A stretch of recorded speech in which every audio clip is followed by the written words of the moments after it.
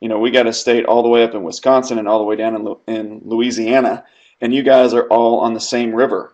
And having been through both of those areas of the river, I can tell you that they're actually, in a lot of ways, look very alike, even though they're almost 2,000 river miles apart. And so, what I'm going to do today is I'm going to talk about last year's trip and about a trip we have going on right now and another upcoming trip down the Mississippi River next year. But I'm with Or Northwest, and we run a program called Rowboat Classroom. And that was what brought us to you guys this upcoming year, or this last year and this upcoming year. So real quick introduction to what Or Northwest has been and is all about. We started about 10 years ago with some guys rowing across the ocean from New York to England, and we've done that twice. We did it in 2006 and then once in 2012-13 with CWF. And on those trips, we had really amazing experiences. We got to swim with whales. We saw rainbows in the middle of the night. We were literally stampeded by thousands of dolphins. And what we've done and what we kind of realized and built through all that is that we had these incredible experiences, and we wanted to share them with classrooms. And so over this last 10 years, we've worked on developing ways to bring these adventures in really exciting, compelling ways into classrooms. And as part of that, we partner with a bunch of scientific institutions in order to perform science on our boats, on our little tiny rowboats.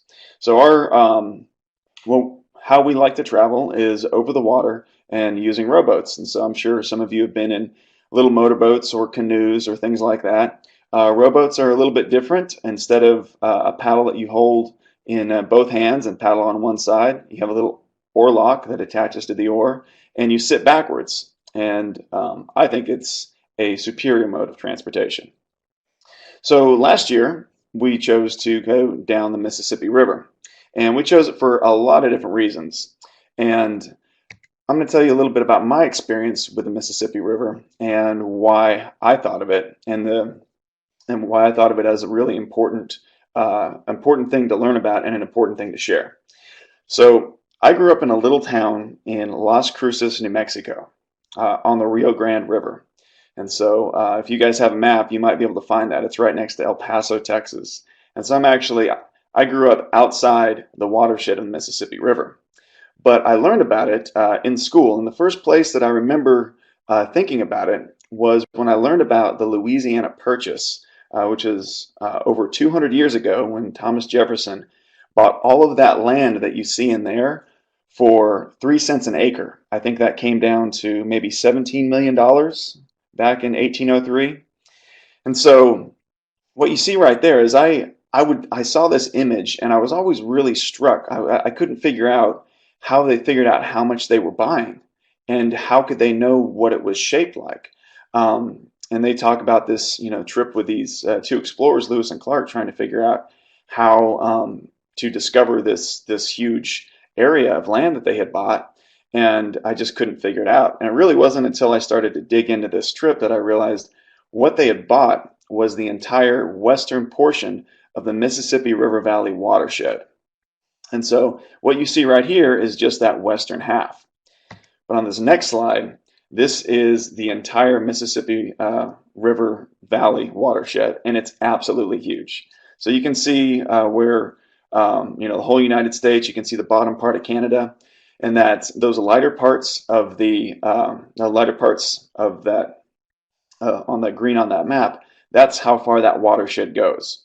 So you have areas like all the way up in Alberta, Canada, when a raindrop falls there, and all the way up in Pittsburgh, Pennsylvania, and Oklahoma City, and all that water runs down the east side of the Rocky Mountains and the west side of the Appalachians, and it makes its way all the way down to the Gulf of Mexico.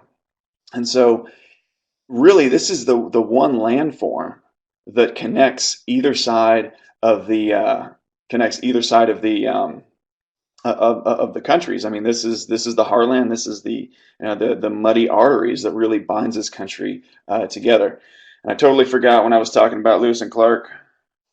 I should have put on my proper Lewis and Clark hat. So we'll keep this one on for a little bit because we're going to talk about some frontiersy type stuff. You guys like this? This is actually a real raccoon. Um, a great many things have happened in that area, which is obvious because it's absolutely massive. But one thing that I want to talk about is the geology of that river. So when you think about the Mississippi River Valley, you think of places that are for the most part pretty, low and muddy. And it's not really a place that you think of when you think of earthquakes. But there's actually some tectonic plates below the middle of the Mississippi River Valley that in 1812, in a place called New Madrid, you had an earthquake that was so destructive that the Mississippi River ran backwards for they say a few days, but realistically it was probably just a few hours. But still, to think of, look out at that river, and you can try to imagine that river up in Cassville or up in Letcher, and imagining that run backwards, or imagining something so violent that it could rumble that whole area is pretty amazing. And it was very, very destructive. But fortunately, at the time, there's really not there weren't that many people living there, but it was enough that it got pretty legendary. And so this is something that even in the middle of the country, the government and local authorities have to think about. Uh, it's something that's kind of going on in the back of their minds when they're thinking about communities and preparation. Not just for things like you would down in Louisiana, like hurricanes, which happen on a regular basis. I live in Seattle, Washington, and right there on the Pacific coast and all around the Pacific is an area called the Ring of Fire. And that's a place that has, volcanoes and fault lines all around it. And so volcanoes exploding and earthquakes, and that's something that's talked about a lot over here. But again, it's something that you don't think of a lot in that Mississippi River Valley area. But going back to history, you guys probably, this is obviously a knife, and a few of you guys know that this is very specifically a Bowie knife. And so this is a knife that is just very characteristically frontiersman, something that you think of as something that goes very much like this hat. And it's named after a guy named Jim Bowie. And he became famous because he, not just because he died at the Alamo, which was when Texas was actually its own republic and was fighting the Republic of Mexico. But he became famous because he ended up in a fight on a sandbar just north of Natchez, Mississippi, where he got attacked by 3 or 4 guys, and he defended himself with a knife like this. And he ended up getting stabbed and shot 3 or 4 times, killed one of these guys, cut the arm off another guy, and it was such an epic battle that afterwards everybody was like, I want the knife that Jim Bowie used, and this became the quintessential frontiersman's knife. This next guy, you've probably seen pictures of this guy, but when he was a lot older. This is a guy named Mark Twain, and so he wrote several books, but he's most famous for The Adventures of Tom Sawyer and The Adventures of Huckleberry Finn. And so he grew up in Missouri in a place called Hannibal, and he became a riverboat pilot. And so he got to know the Mississippi River from living right on its shores and from traveling up and down the river. And when he was, after he'd spent several years working for a newspaper and working on these riverboats, he took to writing, and he wrote these books that became just incredibly important novels, not just for, here's my Tom Sawyer hat. There we go. This hat is really, really hot. This one's a lot cooler. But he ended up writing these books that just became these cultural touchstones that are considered some of the greatest works of literature, not just in America, but in the English language. And so when I was a kid, this was another, besides Lewis and Clark, growing up in New Mexico, and right next to the Rio Grande, which is also a really muddy river. My parents read to me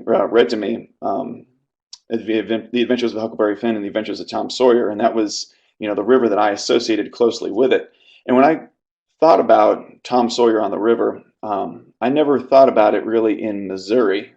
And, geographically, I was thinking of it a lot farther south. But this vibe of the river, even though it travels so long, there's a great deal of it which feels very similar, this very big, muddy body of water. All right, there we go. There's Tom Sawyer. For those of you that know the story, this is a really famous scene. This is when Tom convinces all of his friends to help him do his chores, which was to whitewash this fence. And he pretends that it's such a privilege to paint this fence that he ends up having all of his friends trade him marbles and things like a dead cat on a string, which in the 1840s was apparently something that was a pretty fun thing to have. Like, now you want an iPhone. Back then, having a dead cat on a string was pretty exciting. But anyway, in this scene, he ends up convincing all these people to help him paint this fence. But getting back to another part of history and a little bit more recently, and this is something that down in Paulina, if you guys ask your grandparents about this flood, this is something that they will probably remember, and I definitely urge you to do that. So in 1827, it was an extremely, extremely wet year, and you had flooding that was going on in Oklahoma City, the same time it was going on in Pittsburgh. So just massive amounts of water, and all that water was heading down to the Gulf of Mexico. And so you had areas of the river that when it flooded, when the levees finally broke, areas that were 40 miles wide, covered in 20 feet of water. It was really, really destructive. And because of that, from St. Louis on down, so when you go travel in the upper part of the river has, in a sense, a more, the vibe of the river is one that it's almost a little bit of a benevolent, friendly river. And I say that in the way that, like, it's more welcoming to people in human-powered boats, people doing a lot of fishing on the river. But once you start getting down below St. Louis, the tone changes, and it's very much, this is a working river, and you got to be on here for only serious business. And a big part of that is because that flood was so destructive and so scary that it left a mark on the entire culture down there. And that's something that it would be really interesting if Paulina and Cassville, if you guys had a chance to ask each other some questions about how you guys feel about the river. That would be really awesome. But more importantly, stuff today, or not more importantly, just different, is the river is indeed a working river. So for a really long time, since people have been living on this river, this goes back to the Native Americans who first came to the Mississippi. It is a really, really rich landscape from top to bottom. There's a lot of things that it's a very rich landscape. Things grow very easily in and around it. And it's also, it's big all the way up almost to the center of the entire continent. And so there's over 40 ports between, it might actually be a little bit more than that, between Minneapolis, Minnesota, all the way down to the Gulf of Mexico. And I know that people in Cassville and Paulina are both familiar with seeing these tows down here. So these are, you guys know how big these are, and that's a particularly big one. That looks, what is that? It's about a 5 by 5. It's a massive amount of material, and that represents $180 billion of goods traveling up and down the river, and that's an absolutely huge number that affects the entire country's ability to create and to make money. So it's a really powerful, it's just very, very powerful resource. Let's see. Here we go. So right here, this is the watershed again, and you can see this is levels of pollution, levels of nitrate pollution, and so you can kind of see where that green is. That's a lot of farmland. And in that farmland, the kind of pollution that you see going into the water is stuff like nitrates. And so these nitrates are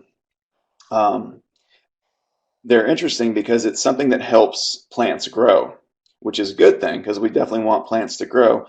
But if you get too much of it and it washes into the river like everything does, because if you dropped a piece of trash all the way in Montana on the top of the Missouri River, there's a chance that it could go all the way to the Gulf. And that's the same is especially true of these smaller molecular pollutants.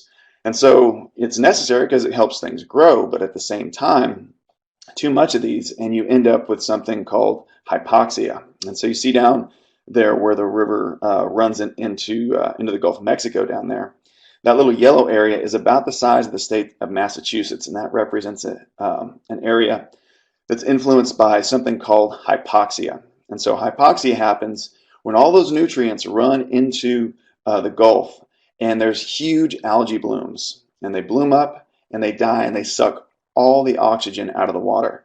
And so any fish or crustaceans or microbes that are in it that need oxygen to live, they either die or they disappear. And so it creates these areas called dead zones. And these are areas that are all over the world. And it's something that happens naturally. Up here in Seattle, I live on a body of water called the Puget Sound.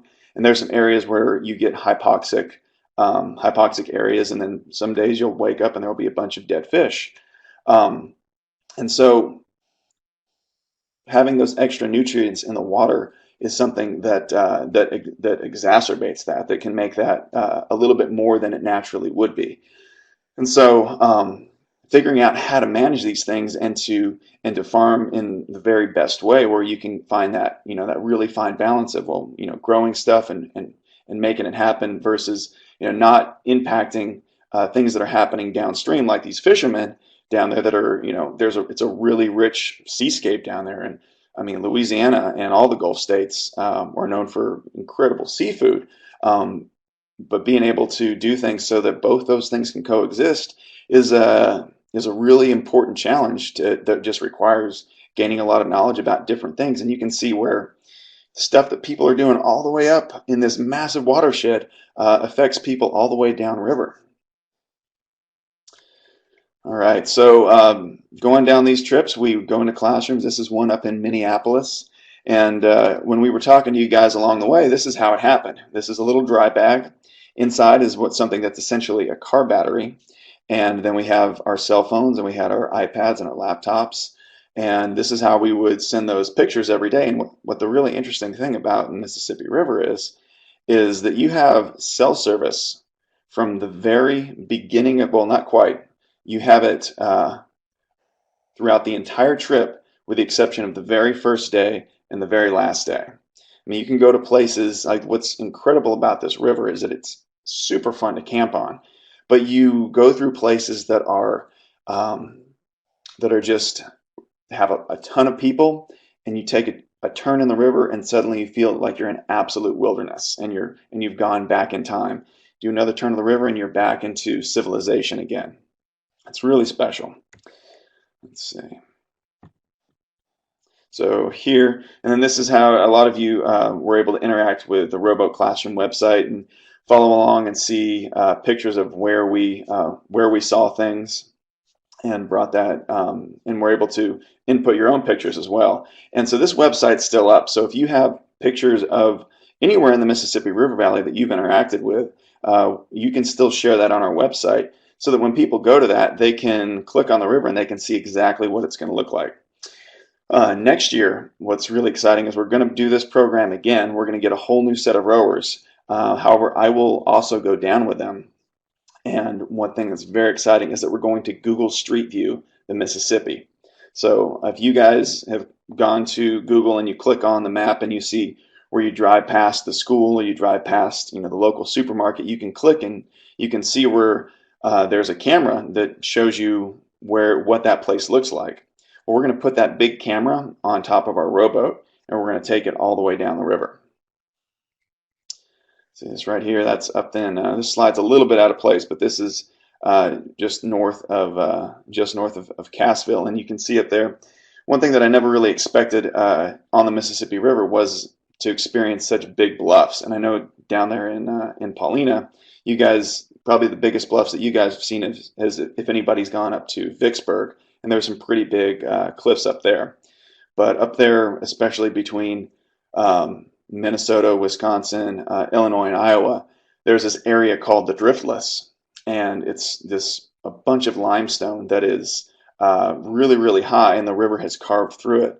And the reason it's still there, this one little section, is that in the Ice Age, all this ice went down and scraped everything, but missed this little section. And so there's parts of the river that if they weren't so green and covered with all these trees, it would kind of look a little bit like the Grand Canyon. All right, so we're going to continue with our experience on the Mississippi River last year, and just tell you a little bit of storytelling about that. So we started here. That's myself, Marcus, Pat, and Max, and we started all the way up in Lake Itasca, which is river miles, 495 river miles above Minneapolis. And so Minneapolis is where you have the first lock and dam, and it's, yeah, there's 495 miles of river before you even get there. So it all starts out, and you can see where you can literally walk across the river. And you could, if you had long enough legs, you could walk across the river and not even get your feet wet. So here we are going across, and very shortly we make it into these basically fields that we're going through. And why I love this picture, which was shot with a drone, so I want you to look very carefully, and you should be able to see the rowboat, or the canoe in there. And the canoe is about 18 feet long, so you can see that river is roughly 18 to 20 feet wide. And if you look at this, you see it meandering back and forth. And again, if you go to the map, and this is just 2 days outside of Lake Itasca. But if you go down to the map, either zoom in or just above Cassville, or just down in Louisiana, from the satellite image, you're going to see how the river meanders back and forth like that. Except in both those cases, the river is much, much bigger. But still, the same actions that are forming the landscape up at the very top, when there's just a very little bit of water, are the same actions that are carving the river the entire way down. So one thing especially is that if you can see up here, you can see where some of the grass is a little bit darker. That's where the river used to run. And then eventually the river ate out all those sides until it just jumped and cut off that entire section. And that's called an oxbow. And so again, if you have a look at the river from bottom to top, and you look at lakes on either side of the river, you'll see a lot of them are kind of shaped like arcs, and that's where the river used to run. This is a shot from, so that's what it looked like from above, but this is what it looked like from below. And actually, the widest part of the river is not in Louisiana. It's not in Wisconsin. It's up there just 5 days into the trip, called Lake Winnibigoshish, which means muddy, troubled waters. And this lake is 11 miles wide and 14 miles long. And so we were in these tiny canoes, and we had to get up very, very early so that we could get these, so that we could make it across this lake before the wind kicked up and made the waves too big. Because even in these little canoes, just 1 to 2 foot waves were pretty intimidating. So we were up before dawn every day, and at the end of this day, we were surfing down waves into the dam on the other side. There's 16 dams above Minneapolis, and they all look like a version of this, and there's no locks on them. So locks are something that the students up in Cassville are familiar with, but probably less down in Paulina. And so locks usually go with a dam, but a dam doesn't necessarily go with a lock. And so what the reason we dam things is to control the water, and so control the water and harness the power. So a lot of these dams are creating power, and they're managing flooding. And from Minneapolis on down, there's 26 lock and dams, and those locks allow those very big barges to travel up and down the river, because the river up at Lake Itasca is about 1,400 feet. And let's see, I know in Paulina, let's see, you guys are probably less than 10 feet above sea level. And I'm curious how high Cassville is. Barb, do you think you could find that out and share with everybody? And so let's see. So the landscape, the whole river was, when we started planning for this trip, the Mississippi, it has a reputation because it's a very well used river, and there's lots of people living there, that it wasn't very clean. And it is variations up and down the river. But one thing that you can look for to find out whether or not a river is very clean is to see how many animals are living in it. And there's a few animals like these little frogs and these little mayflies, which are indicator species. And what they're indicating is that they're very sensitive. So if you don't see frogs and you don't see these little mayflies, that means that the water just isn't doesn't have enough nutrients or has too many pollutants to really support these very sensitive creatures, which are pretty low on the food chain. And so they start to affect things up and up and up, and eventually to humans. I love this picture because I'd never seen anything like this before. This is a giant poofball mushroom that was in one of our campsites. And this was the nicest looking one that we saw, and they're edible. And do not, unless you are a professional hunter of mushrooms, do not go out and eat mushrooms that you find. Fortunately, we were traveling with this gentleman named Max, who I think might actually be Old Man River himself, but he's canoed across Canada twice, and he grew up eating these things. And so we cooked them up, and they kind of tasted a little bit like cheese. They were pretty tasty. Up in the first part of the river, I live out here in Seattle. I went to a school called University of Puget Sound, and our mascot, all the way over here on the West Coast, was a logger. And so, Paul Bunyan and Babe the Blue Ox were images that were around our school. But where this myth kind of came from was up there in northern Minnesota, and here in Bemidji is here's Pat holding Paul Bunyan's hands, and this is an area that's on the Mississippi. It identifies with the Mississippi, but it wasn't necessary. It wasn't a myth from Americana that I associated with the Mississippi, because I was too busy thinking about, oh, this is what the river looks on the southern part, because that was just what I had experienced from reading and learning. But this river connects all of these different American myths because it just covers so much space. Here we are coming into Minneapolis. This was really very striking to be stuck in the woods for about 3 weeks and then to come up on this gigantic city in the middle of nowhere. And what I really loved about going into Minneapolis, or as I was studying it afterwards, was the name itself. And I think the name is really worth taking note, because it shows this collision of cultures.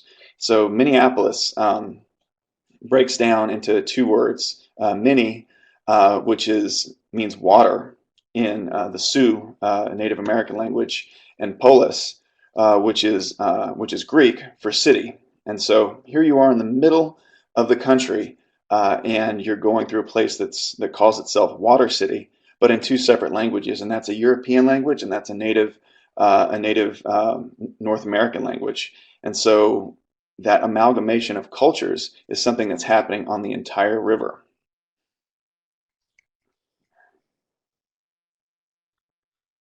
Here we go. So from this point on, we switched into rowboats, and we picked these rowboats just because we're rowers and that's what we like to do. But they were also a little bit more burly than canoes, and so we could maintain a better schedule, and that was a big part of what we wanted to do, was to be able to maintain a schedule as we were heading down the river, so we could visit these students, you guys as included. And next year we're hoping to do even more. So this might look familiar to the students in Cassville, but this is a lock and dam, and this is the third one on the river, just below Minneapolis. And you can see right there these big gates, and so they open these up, and you go into this little pool with big concrete walls, and one level is shut, and then they shut those gates behind you, and they let the river run into it and fill it up, or let it drain on the other side. And so you either raise or lower, and you can make your way down the river. And this is what this system looks like from above, and this is up here. This is in La Crosse, Wisconsin, and we're up on one of these big 500-foot bluffs looking down. And you can see the structure closest to us is this, you can see the lock, and then you can see the dam on the other side. And you can see that big straight line in the back, and you can just kind of see how the whole river has been has been worked by people to control it. So, those straight lines don't really, they don't normally exist in nature unless you get down to a molecular level. And so, that's all humans doing everything they can to control this river to be able to use it and live with it in a way that it can support the population that's around us. I also want to make a note. Barb just pointed out that she's at 620 feet. So the river drops, let's see, almost 800 feet between Cassville, Wisconsin, and where it starts up in Lake Itasca. And so if you think about when we were in Cassville, we were still very far north, but we were only 620 feet above sea level, and it took the majority of the trip to make it all the way down to zero in the Gulf of Mexico. So Paulina, I know you guys will like this very much. We saw pelicans, and I know that's your mascot, starting in Minnesota. And pelicans are something that I always associated with the sea. So to come around a corner and to see a bunch of these pelicans just kind of blew me away. And that's because this is such a rich landscape and watershed with a lot of areas to support all these birds that as the birds are traveling back and forth, they travel. In some cases, there's birds that are all the way in South America and go all the way to the northern part of Canada. And this watershed is there. It's just as much their highway as it is for us and all the other traffic on the river. And we actually named our second boat after the Pelican because we saw pelicans in every single state on the Mississippi River. So here we are. This is another classroom visit actually in La Crosse. And this is a beach full of very big shells. And so the majority of these shells on here, I mean, here's my hand. I'm pretty big. These shells were almost as big as my hand. And here we are, in the northern part of the river, very, very far above St. Louis. And there's all of these shellfish that are up there. And I've gone to many different rivers. I've gone to rivers even in the desert, and you see very tiny shells here and there, but I've never seen shells this big on a freshwater river. And there's a huge variety on the Mississippi, but there used to be even more. And the reason that is because these again are really sensitive species, and they were also used to make buttons. So back in the day, when you think of those cowboy shirts, they got the really shiny pearl buttons on there. Well, they used to take those and they would cut little holes in them, and they'd use those to make buttons. And so when you find these parts of the beach, you can go there and you can see a lot of these shells that have these 3 or 4 holes stamped in them that were used to make these buttons. And the rest of that meat was just tossed away, or they fed to hogs. But they did that so much that they almost destroyed the entire ecosystem. And so that's something that is very slowly building its way back up as well. So this is in Cassville and down in Louisiana. You guys are probably familiar with some version of this, but this is a duck blind. We're sitting here in a duck blind drinking coffee, waiting for one of the locks to open up. And so it happened to be a really pretty muddy day, pretty nasty cold day somewhere in Iowa, I think. And we would notice these little furry forts on the water. And it was getting towards duck season, and so we pulled into one that was just above the lock and waited it out until the lock operators could let us through. The amazing thing about traveling on the river, especially through the fall, was that you had days like this, and then you had days where it was warm and hot, and they were just one day to the next. And in these hot days, you'd get you'd have to watch out for sunburn and mosquitoes. And then the next day you were, very, very cold and wet. And this section right here is also up in Clinton, Iowa. And we're actually in a river going through one of the largest islands on the Mississippi. And this was a beautiful experience because we took this one channel and it was very industrial on one side, and we smelled all these industrial smells, and took a left into this river, and it was this tiny river that was part of the Mississippi flowing through this island. And in 2 or 3 turns, it was just completely silent, just the sound of bugs. And it was almost like we'd entered a Jurassic Park type space, which is kind of easy to believe when you're running into creepy critters like this. So this The name totally escapes me right now. Um, it's a parasite. So what that means is that why can't I think of this? Um, Basically, it sucks. That little mouth will suck on paddlefish's bellies, and they will just very slowly suck their blood in order to survive. And they're very hard to catch because when these paddlefish get caught, um, they end up once they reach the surface. These guys know that they have to jump ship, and they pop off back into the water, and they find another host. This is a little walleye, and that's probably pretty familiar to all the students. But this is a little baby one, and we were up with the Iowa DNR, and we ended up we ended up doing some electrofishing, so we could catch these fish and we could count them, but then just return them back to the wild. And this was one that we caught mid-meal. This is a water moccasin that we only saw one snake. We were pretty concerned about these, but by the time we got down to the part of the river where there were more water moccasins, they're just it was getting a little bit colder, and they'd all kind of holed up for the evening. And then this is kind of the river as I imagined it, and it happened a lot sooner than I realized. This is up in just north of La Crosse by some Indian burial mounds, and it's called Effigy National Monument. And you go up into the bluffs, and there's these amazing ancient burial mounds. But we went down here, and then this paddle wheeler just goes by, and again, just the images of the Mississippi are something that everybody can identify with, and just are an incredibly rich set of images. And I was very struck by how quickly the river started in the very little tiny the very tiny river, and then how it just grew exponentially day by day until it was this big muddy river that I imagined. Along the way, you meet some really interesting people. There's lots of people that are traveling down human powered boats down the river, and this guy's name is Johnny, and he was traveling with a lady named Critter. Like you heard that right, her name was Critter, and they did fire breathing shows in order to raise money to make their way down the river. And so I mean, there's the neat thing about the Mississippi is that it's an absolutely very, very classic adventure, and there's a lot of people want to do it for that reason. And even though a lot of people have done an adventure like this, the value is for the individual going on it for the first time and being able to experience it. And so it was fun to occasionally meet people along the way that were having these journeys that was really changing them in a really awesome way. So once we got down to on the southern part of the river, it was in November, and it was getting pretty cool. And so we'd get these days where we'd wake up and the boat was covered in ice, and then the next day it would be super wet and warm, and we're rowing through warm rain, hardly wearing anything, and then it would go back to freezing again. It was so cold that for one of our lunches we boiled eggs.